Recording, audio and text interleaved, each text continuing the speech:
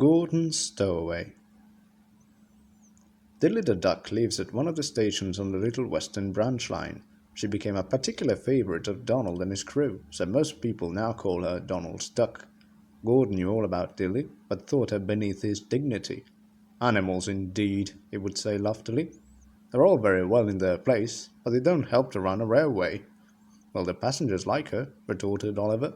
I can't speak for branch lines, Gordon continued grandly, but we main line engines have a responsibility to maintain.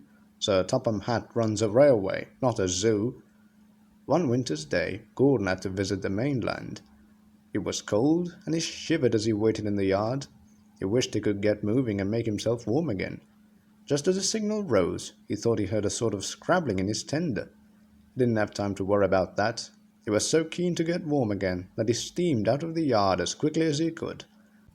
The next day was warmer. After pulling the express, Gordon stopped to rest near a platelayer's hut, from which the men had thrown out some scraps from their lunch. A hardy of sparrows argued noisily over them.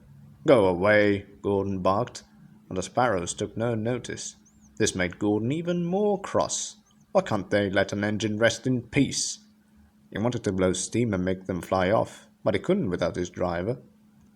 Suddenly something flew past his smoke box. The sparrows scattered in alarm, and there, on the ground where they had been, crouched a small ginger and white cat. Gordon was surprised, but very grateful. Thank you, that's much better. The cat was friendly. He ate some scraps of meat, and then came and sat on Gordon's buffer beam. The sparrows twittered noisily at being robbed of their lunch, but they kept a very careful distance. Gordon's driver and fireman laughed as they saw the cat. You must have stowed away in your tender on the mainland yesterday, said the fireman. I thought I saw something moving, but I was too busy to look properly. They called the cat Tabitha and made a great fuss about her. Now she keeps the sheds free of mice, and though she has made friends with the other engines, she always goes to Gordon when she wants a rest. And despite what Gordon said about zoos, he is always glad to see his stowaway.